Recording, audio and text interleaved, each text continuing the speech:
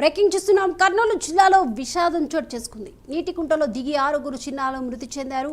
అస్పరి మండలం చిగలి గ్రామంలోని ప్రాథమిక పాఠశాలలో 5వ తరగతి చదువుతున్న 7 విద్యార్థులు గ్రామ శివార్లోని కొండ ప్రాంతంలో ఉన్న కుంటలో ఈత కొట్టేందుకు కూడా వెళ్లారు. ఇటీవల కురిసిన భారీ వర్షాలకు కుంటలో భారీగా నీరు చేరింది.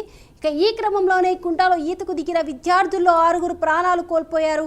ఇక మరో విద్యార్థి గ్రామంలోకి వెళ్లి ప్రమాదం విషయం తెలిపాడు.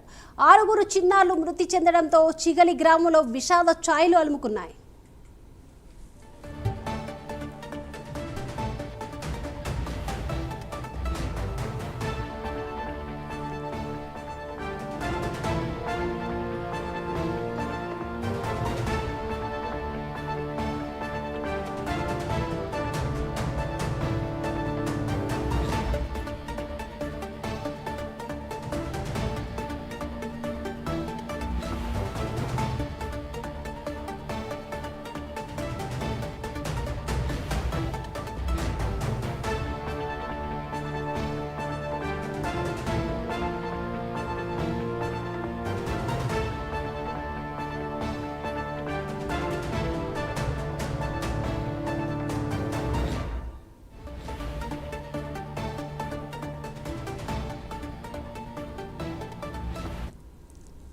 బ్రేకింగ్ చూస్తున్నాం. కర్నూలు జిల్లాలో విషాదం చోటు చేసుకుంది. నీటికుంటలో పడి 6 విద్యార్థులు మృతి చెందినట్లు కూడా తెలుస్తుంది. ఈ అంశానికి సంబంధించి ఓవరాల్ అప్డేట్స్ అందించడానికి మా ప్రతినిధి శివరాజ్ సిద్ధంగా ఉన్నారు. శివరాజ్, కర్నూలు జిల్లా ఆలూరులో విషాదం చోటు చేసుకుంది.